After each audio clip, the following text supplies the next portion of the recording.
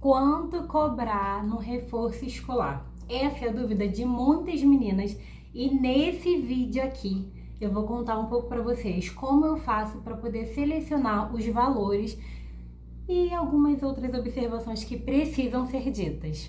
Eu já estou há um tempo aqui, quem não me conhece, prazer, eu sou Amanda Fernandes, eu sou pedagoga e trabalho com reforço escolar há 5 anos. 8 anos eu trabalho com educação e há 5 anos eu trabalho com reforço escolar. Esse vídeo, deixa eu dar só uma observação, esse vídeo ele não vai ter cortes e edições porque eu já vou dar aula, ou seja, eu comecei essa playlist em dezembro, tá? Então, se você não assistiu os vídeos anteriores, eu já sugiro que você entre no meu perfil, já deixa seu like, já fala assim, cheguei pra ficar. E se você não me acompanha de pertinho, eu convido você a me procurar no Instagram, que é @AmandaFernandesMentora, pois agora eu trabalho com mentorias com professoras, realmente ensinando tudo aquilo que eu sei.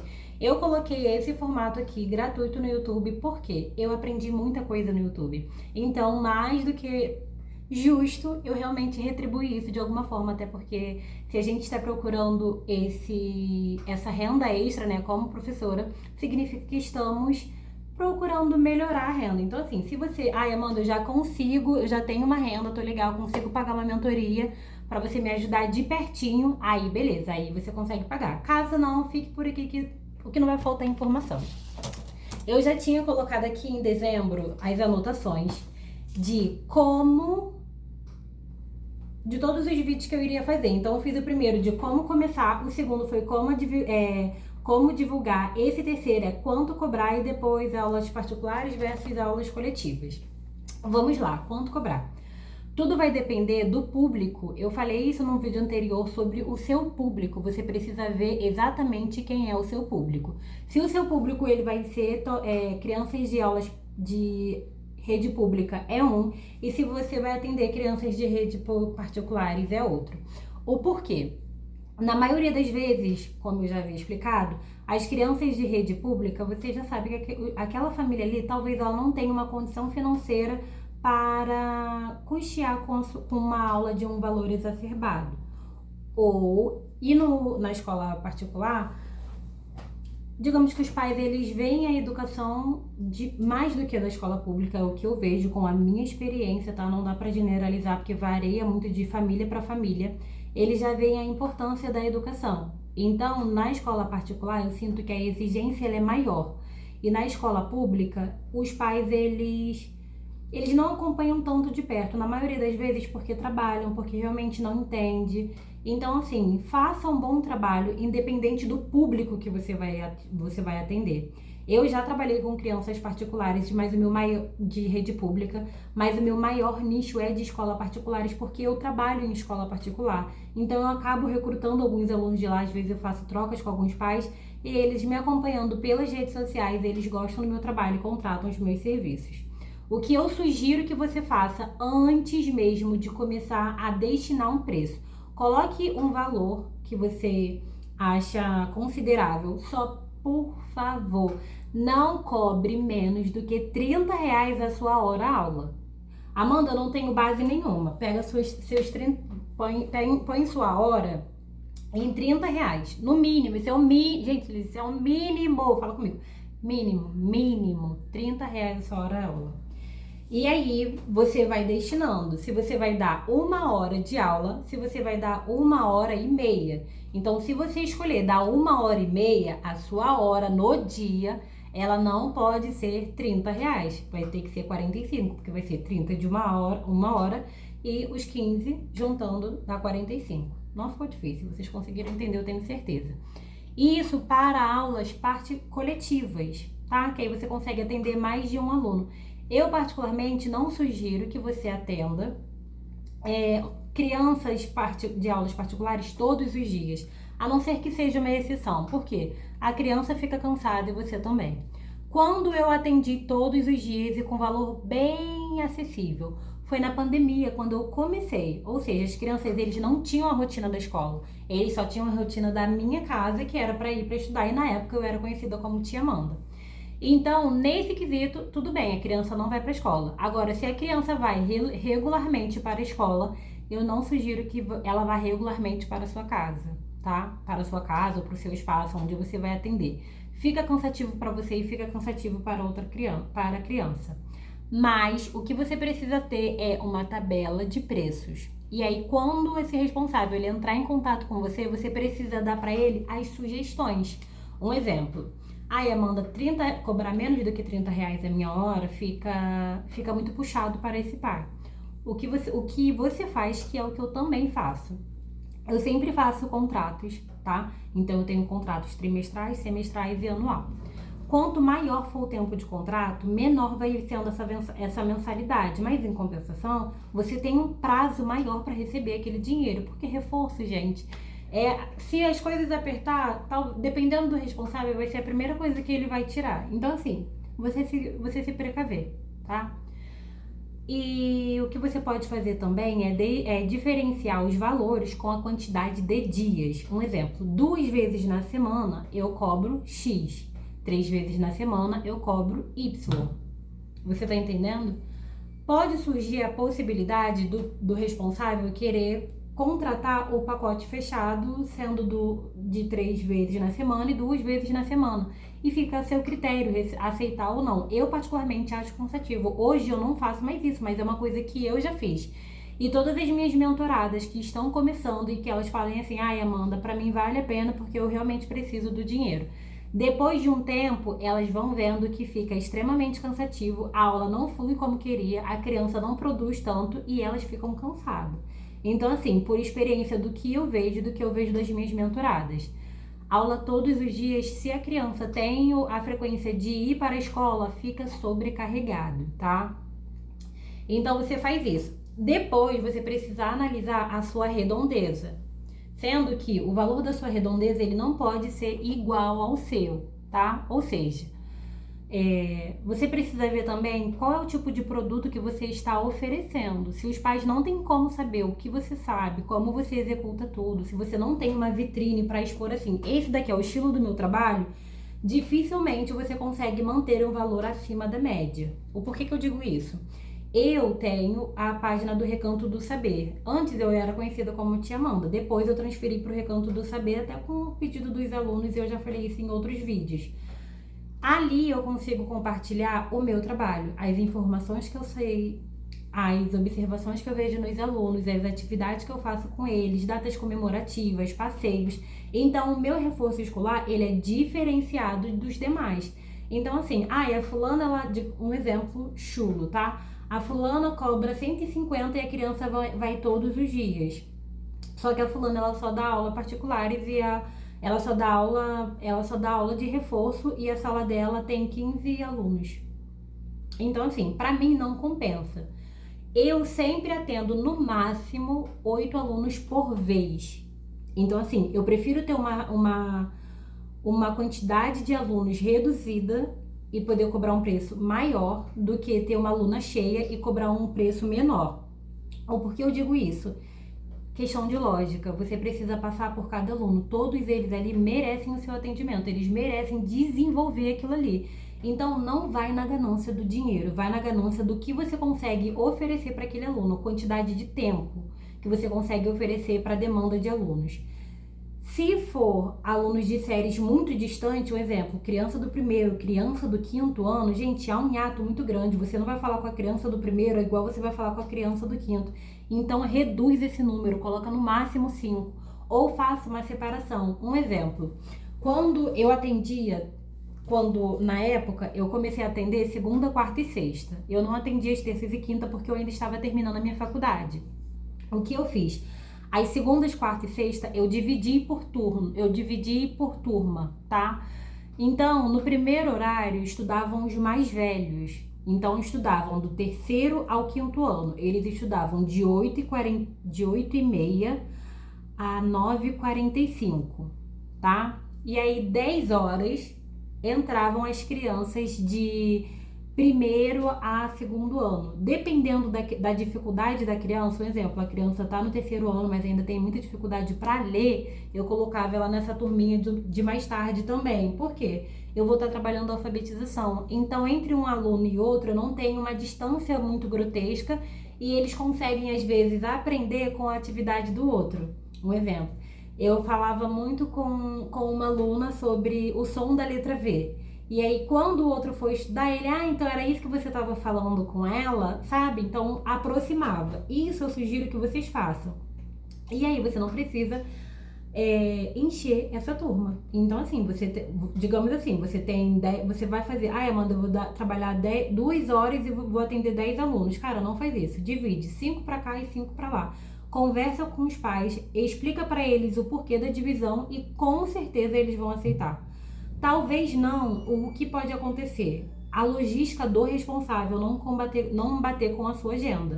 E aí, assim, o que eu digo pra você, o que eu digo pras minhas mentoradas, não tem como você ficar baseando a sua agenda com a família. Por quê? Às vezes você vai tentar ajustar para uma família e vai atrapalhar de outra família. Então, tem a sua agenda fixa e eles organizam a agenda deles para poder encaixar na sua agenda. Isso, assim, é sem dúvidas. Até para não haver briga, você tá ajudando fulano, tá ajudando ciclano. Se você precisar atender mais cedo, porque a logística fica ruim, acorda você um pouco mais cedo, mas não coloca todo mundo mais cedo. Entendeu? Porque isso realmente muda um pouco a estrutura do seu reforço. Então tenha essa base. Vê quantas vezes você vai fazer e aí no final das contas você vai atingir 10 alunos normalmente naquele dia. Se você ia atender 5 no horário das 8 e mais 5 no horário das 10. E eu tenho certeza, gente, o desempenho dos seus alunos, eles vão ser 1000 vezes maior. Você consegue dar um feedback maior e ainda dar uns 15 minutos de tolerância entre uma turminha e outra. E eu sempre converso com os responsáveis, não demora, porque eu dou 15 minutos de tolerância, mas quando estoura esses 15 minutos, os outros alunos já estão vindo. Então, eles realmente pegavam ali que quando eles se atrasavam, a criança já tinha outros alunos. Então, eles viam essa troca, tá? Uma outra observação importante o pai se atrasou. Existem famílias e famílias, mas eu já tive a experiência e já ouvi das minhas mentoradas esse episódio. O pai atrasa e para a criança não fazer nada, eu passo uma outra atividade. Não faça isso, porque ele vai se acostumar com isso. Ele vai falar assim, é bom que estuda mais. A não ser que a criança ainda não terminou a atividade que você propôs. Aí tudo bem, mas que não seja uma coisa recorrente, sabe? Você realmente precisa falar assim, olha, quando você se atrasa, você me atrasa também, porque as crianças chegaram. Já houve o caso no meu segundo atendimento, eu realmente atender 5 crianças e eu só tinha espaço para 5 crianças e a criança que o responsável chegou atrasado, ela teve que ficar em pé. E aí eu falei assim, olha, não, porque eu já trabalhava em pé, era um espaço bem pequenininho, eu já falei sobre isso com vocês aqui, era um espaço bem pequenininho, então assim, era 5 contadinho comigo em pé, então assim, não tinha como nem eu falar assim, eu vou levantar pra criança sentar, não tinha como. Então eu sempre explicava exatamente isso pros pais, o espaço é pequeno, não tenho muito tempo, então eu conto com a responsabilidade de todos. E eu não estava pedindo uma coisa mirabolante, sabe, pague a mais, não, eu estava pedindo para eles terem compromisso e responsabilidade. Quando você tem isso centrado, quando isso faz sentido pra você, você começa a educar os pais. Porque realmente existem seres humanos que você vai precisar educar, que você vai precisar educar. Então, assim, antes de qualquer coisa, assim como eu falo para todas as pessoas que começam com reforço escolar, nunca veja o seu reforço escolar como apenas um reforço. Tenha responsabilidade com o que você faz e não deixe que as pessoas de fora tirem essa responsabilidade. Se você precisar em algum momento falar ríspida, se você precisar falar séria e não ser engraçadinho, não falar com aquela voz de cabeça que nós falamos com as crianças, seja essa pessoa que vai trazer a responsabilidade para o seu trabalho. Eu, nesses últimos instantes, quem me acompanha nas redes sociais sabe que eu tenho me dividido entre as coisas da escola e as coisas do podcast. Eu abri um podcast, junto com uma amiga minha, o Pode Todos Casts, onde a gente dá voz às pessoas, às famílias e aos especialistas sobre a neurodiversidade, que é um assunto que hoje ele está muito em alta e essa informação ela precisa ser levada e por isso nós decidimos abrir o podcast. Com isso, eu fui convidada para ser embaixadora do estúdio, que é o Fontanes Filme. E se vocês não seguem, vão lá seguir. E então eu tenho me dividido assim, sabe? Eu vejo que todo esse aprendizado que eu aprendi com o meu recanto do saber, com o meu reforço escolar, de levar isso a sério, de não levar isso como qualquer coisa, de ter compromisso, responsabilidade. Gente, eu tenho até camisa do recanto do saber. Foi o que realmente fez total diferença. Então, veja isso como um negócio mesmo. Tenha responsabilidade. Do mesmo jeito que se você trabalhasse de carteira assinada, você teria total responsabilidade com horários, com uniforme, com prestação de serviço. Tenha responsabilidade com isso que você precisa, que é uma coisa que leva ao seu nome, à sua cara. Inclusive, deixa eu falar uma coisa aqui importante para vocês. Eu fiz uma agenda, vou colocar a foto no final. Eu fiz uma agenda para o profissional de sucesso, que é o que me ajuda bastante. No decorrer dos anos, eu sempre tive que anotar. Anote tudo. Gente, essa agenda aqui, eu ganhei ela até de um aluno ano passado. Só que todos os anos eu ficava com milhares de agenda, porque são muitas informações. Você anota quantos alunos você atende, quais são as dificuldades dos alunos, período de prova. Desculpa, se você não faz esse balanceado, eu sugiro que você faça. A quantidade que você tira por mês e investimento, porque sempre eu preciso estar pintando o espaço, comprando recursos. Então, assim, tenha isso em pauta. Se você não tem uma agenda que consiga te ajudar, se você está muito perdido em relação a isso, Amanda, eu não consigo ainda comprar mentoria. Cara, compra pelo menos a agenda. A agenda é bem baratinha. O link tá na bio do meu Instagram. E ali eu coloco os dados dos alunos, que é o que você precisa ter para saber quando ele iniciou, quais são as dificuldades, o que ele é bom, o que você precisa desenvolver, uma avaliação diagnóstica que você precisa fazer do seu aluno para ver como é que ele tá, até para você poder dar um feedback para os pais. Caso haja uma reunião com a escola, você também saber exatamente o que falar desse aluno. E em nome de Jesus, vocês vão ter tantos alunos, que você vai realmente precisar ter tudo pautado para você não confundir. Então, assim, não seja uma professora que espera o aluno chegar para planejar a aula. Planeja isso com antecedência. Tenha mesmo, enquanto vocês não podem comprar essa agenda, porque não é obrigado não, tá? Eu digo isso porque é um recurso que eu criei para poder me ajudar e ajudar as minhas mentoradas, porque algumas coisas acabam passando despercebido.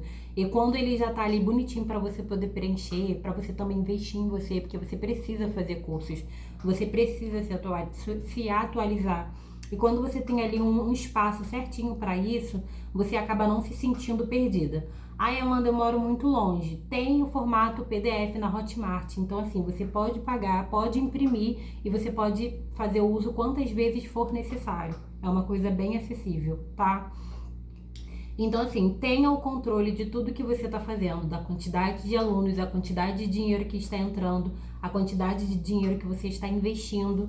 Ai, Amanda, eu não alugo o espaço, eu faço na minha casa, mas você tem luz, você tem espaço, você tem a manutenção do espaço, tem a pintura, você tem os recursos que você coloca ali. Anote sobre o desenvolvimento do seu aluno, isso é importantíssimo para o seu trabalho. Faça um feedback para os pais assim que necessário.